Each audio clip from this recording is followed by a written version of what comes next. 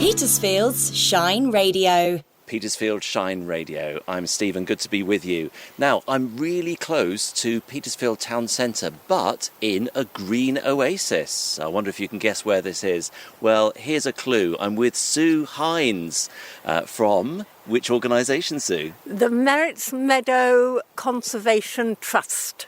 And we're standing in Merritt's Meadow. It's delightful. Thank you. Yes, the sun is shining today and we've just heard a kestrel or perhaps a kite mewing overhead.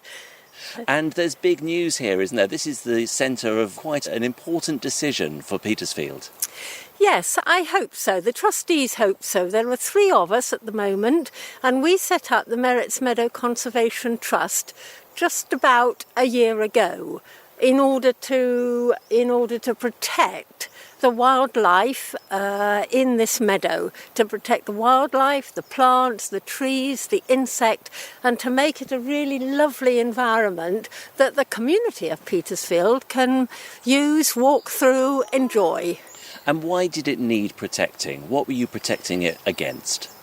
We're protecting it against being developed in any way at all that harms the environment here.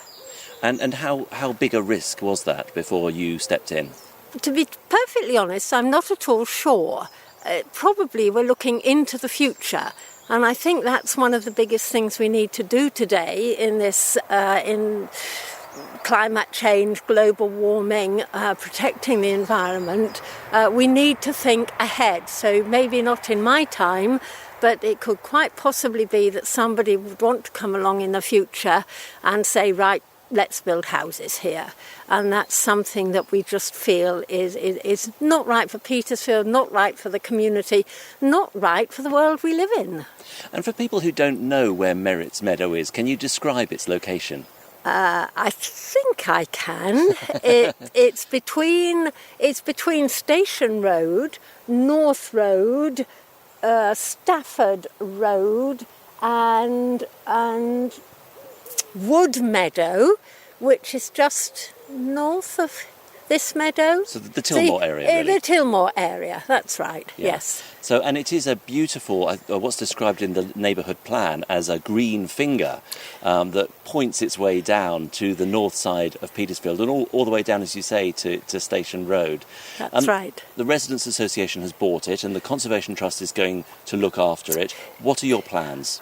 We're just a very small community we freehold both meadows, and we have leased the North Meadow to the Merritt's Meadow Conservation Trust on a 25-year lease. So that the trust, of which I am a founder trustee, will be able to protect it from the development possibly we've just talked about. And it's the Residents Association that actually owns the freehold? Yes. So tell me about your plans for it. You've got 25 years. How's it going to change over that time? Well, I don't think I'll be here in 24 years, but we have drawn up with the Wildlife Trust. A lovely lady came to visit and look round and draw up a plan. We've drawn up a plan over the next 2, then 5, then 10 years. That's as much as I can think of, with regard to just tidying up the site, taking out. There are things to do first. We probably need to do quite a big takeout of the nettles and the brambles, not completely taking them out, but they just need maintaining a bit more. Doing some tree work, counting like the butterflies. There's a butterfly just there I can see. Oh, yes. Yeah, I'm not sure which one it is. Sort of orange and black number. Yes, but we will need volunteers to help us do this, volunteers from the community, and it'd be wonderful to have 1 or 2 new trustees. We've had various people. There's a lady who lives in North Road who has professional expertise in this area, and so they've given us advice as well. And how open is this to people who don't live in Merritt's Meadow or North Road? Completely open.